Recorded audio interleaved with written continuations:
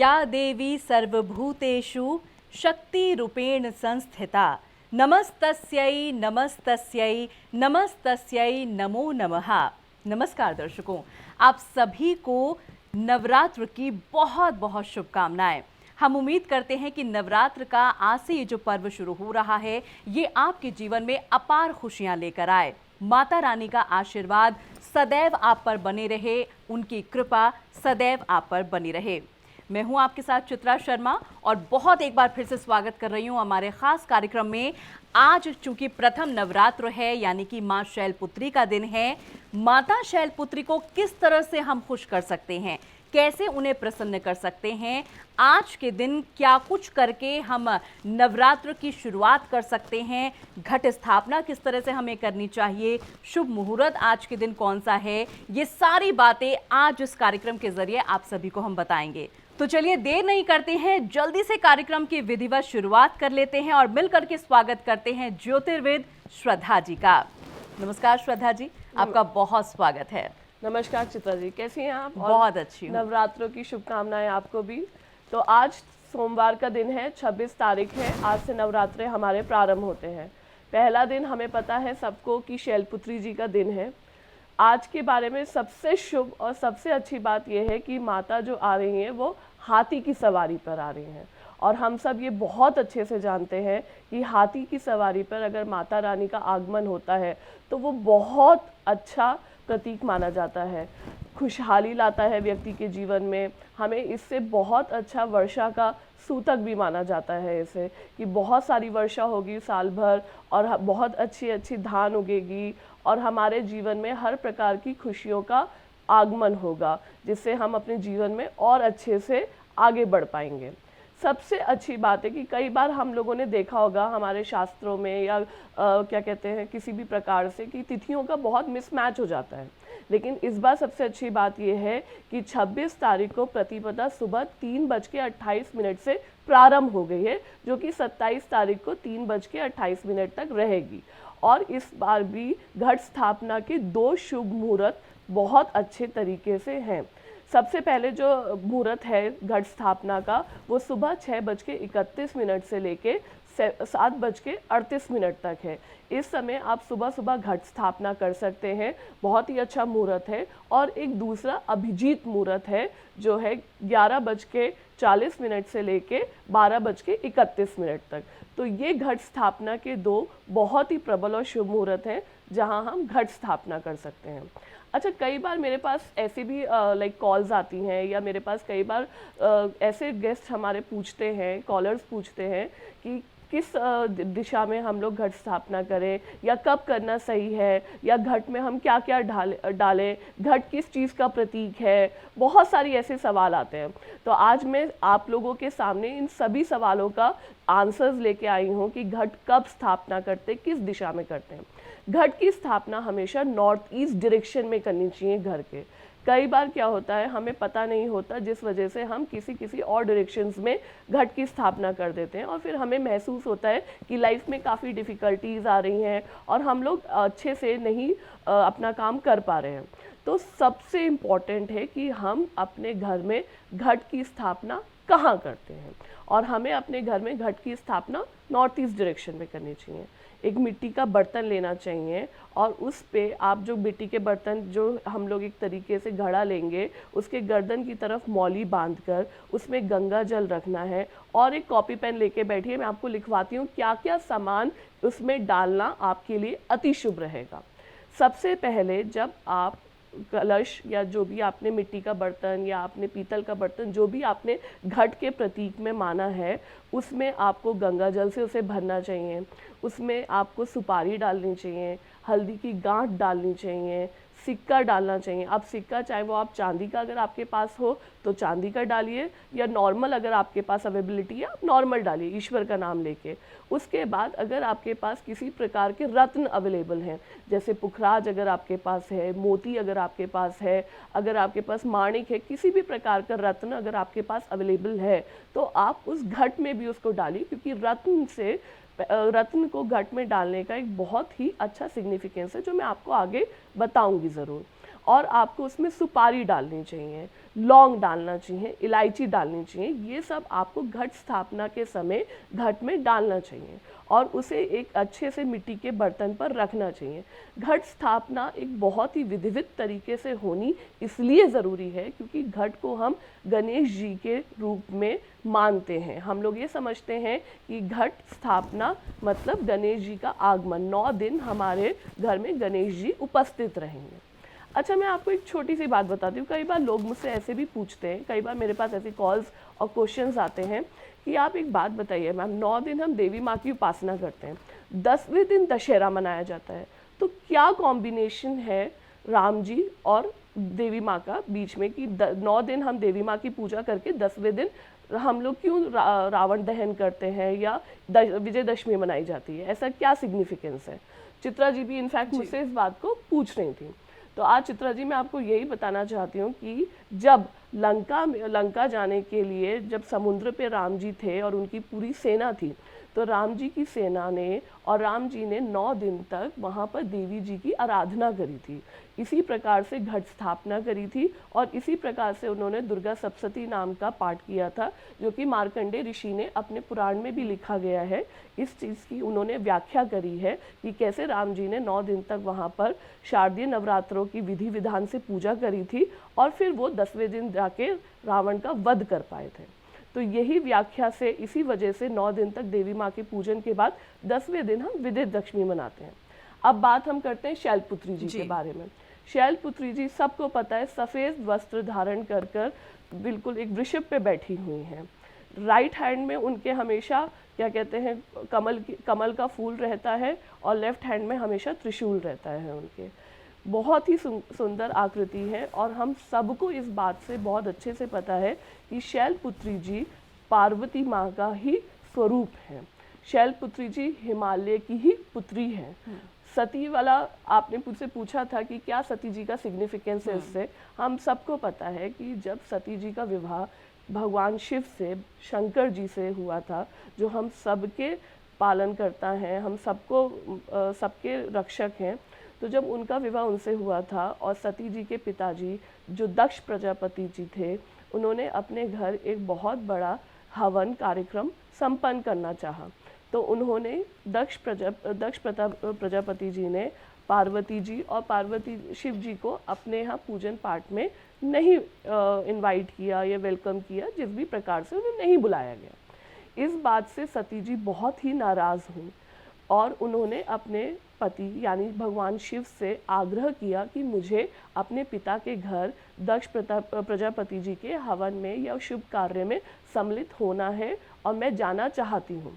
भगवान शिव, आप सबको पता है, उन्हें जो पूरी धरती, पूरे संसार, सब चीज़ का उनको ज्ञान है, इसलिए उन्होंने पार्वती जी को मना किया कि आप नहीं जाइए, आपके लिए जाना इस समय ठीक नहीं है।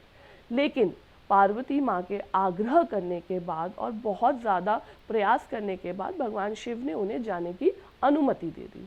भगवान शिव ने जब अनुमति दे दी तब पार्वती माँ धरती पर, सती माँ जो हम कहते हैं, सती माँ अपने धरती पर अपने पिताजी के पास दक्ष प्रजापति जी के हवन में सम्मिलित हुई। तब उन्होंने क्रोध से कहा कि आपने मेरे पति और मुझे नहीं बुलाया, ऐसा क्या हुआ? और इसी क्रोध की वजह से उन्होंने अपने प्राण त्याग दिए। इसके बाद जो उनका दूसरा स्वरूप जब जन्म हुआ या धरती पे आया या प्रकट हुए, तो वो शैलपुत्री नामक चीज़ों से प्रख्यात हुआ और वो हिमालय देव की पुत्री कहलाई गई। अच्छा, हम सबको इस बारे में पता है चित्रा जी कि शैलपुत्री जी जो है सफ़ेद रंग के वस्त्र धारण करती हैं और सफ़ेद चीज़ें उन्हें बहुत पसंद है। जी, उनका स्वरूप बड़ा सौम्य कहा जाता है। बहुत सौम्य कहा जाता है, बहुत सेंसिटिव है और बहुत ही ज़्यादा ऐसी हैं कि अगर आप करुणामय तरीके से उनसे प्रार्थना करेंगे या उनसे आप किसी भी प्रकार की विनती करेंगे तो वो बहुत ही जल्दी भक्तों को सुनती भी हैं और वो बहुत जल्दी ही प्रसन्न भी हो जाती हैं। जी।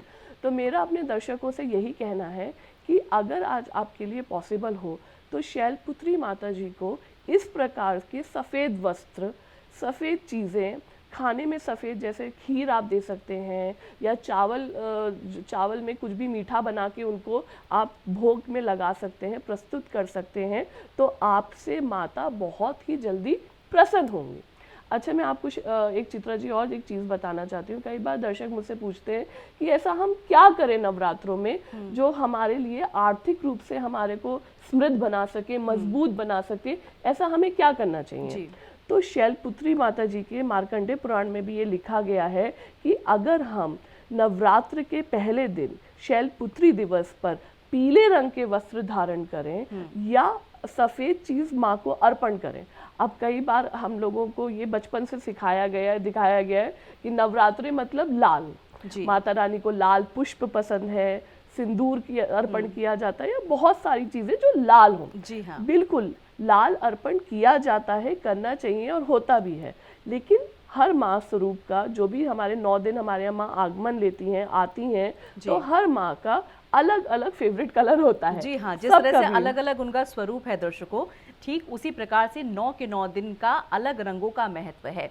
इन रंगों का यदि आप इस्तेमाल करते हैं, इनको धारण करते हैं, माता को अर्पित करते हैं, तो बहुत ज़्यादा लाभ आपको होता है। आर्थिक दृष्टिकोण से चाहे आप देखना चाहें या फिर व्यापारिक दृष्टिकोण से आप समझना चाहें, दोनों ही दृष्टिकोण से आपको बहुत ज़्यादा लाभ मिलता है। अच्छा श्रद्धा जी, एक चीज़ मैं आपसे और पूछना चाहूँगी यहाँ पर।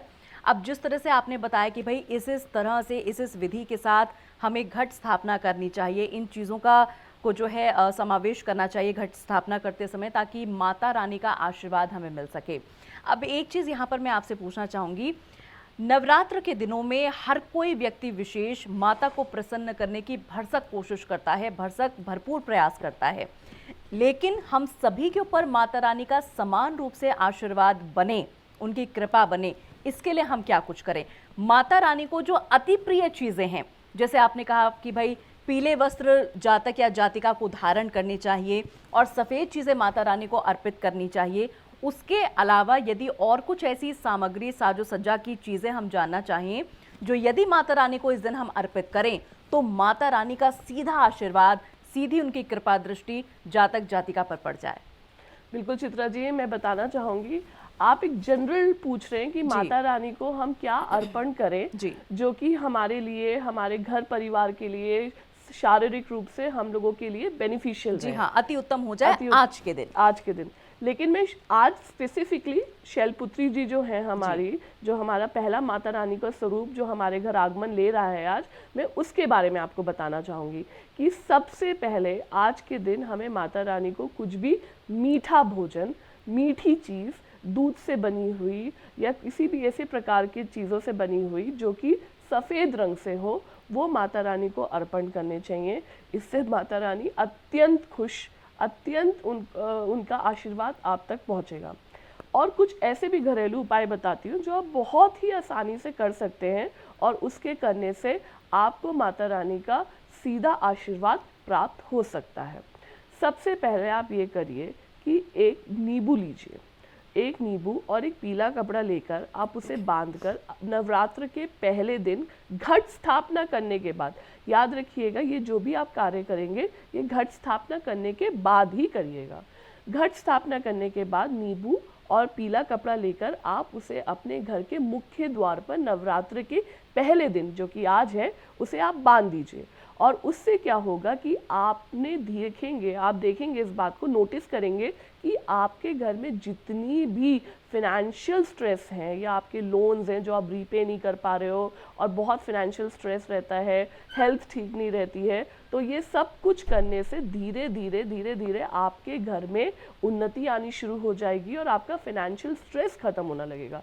क्योंकि आज की डेट में हमारे 90% जातक और जातिका ऐसे हैं जो फिनेंशियल स्ट्रेस से, फिनेंशियल बर्डन से परेशान है। तो ये छोटा सा टोटका नींबू और पीले कपड़े का अगर आप करते हैं नवरात्र के पहले दिन जो कि आज, तो आपके लिए बहुत ही ज़्यादा बेनिफिशियल रहने वाला है। ये आप नोटिस करिएगा। तो दर्शकों, यहाँ पर श्रद्धा जी ने आपको बहुत भली भांति समझा दिया है कि क्या कुछ चीज़ें माता रानी को आपको अर्पित करनी है, किस तरह से पूजा अर्चना करनी है, आराधना करनी है माता रानी की, ताकि जल्द से जल्द उनकी कृपा आप तक पहुंच सके। अब चूंकि कार्यक्रम ये इशारा कर रहा है, टाइम इशारा कर रहा है कि कार्यक्रम को यहाँ पर हमें विराम देना है, लेकिन चलते चलते श्रद्धा जी, हमारे दर्शकों को क्या कुछ शुभकामनाएं, संदेश आप देना चाहेंगी, या क्या कुछ ऐसी एक टिप ऑफ द डे आप देना चाहेंगी जिसको कि दर्शक अपनाएं और अनुग्रहित हो जाएं? आज के दिन याद रख के आप एक कार्य ज़रूर करिएगा और आप फिर अपने जीवन में बहुत उत्तम परिवर्तन देखिएगा। अगर आपके घर में चांदी की कटोरी हो तो उससे आप आज माता जी को रोली ज़रूर प्रदान करिएगा।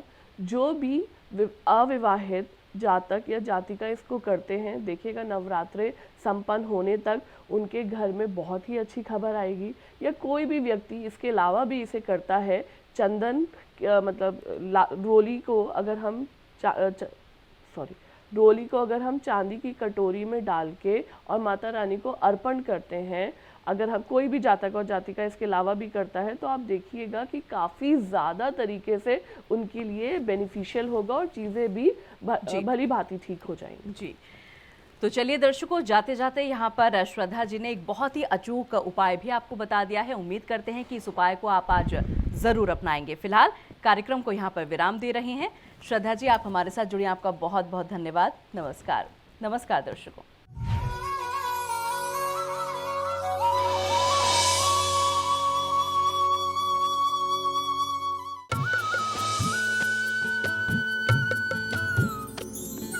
सर्वधर्म संगम, धर्म के सच्चे प्रहरी।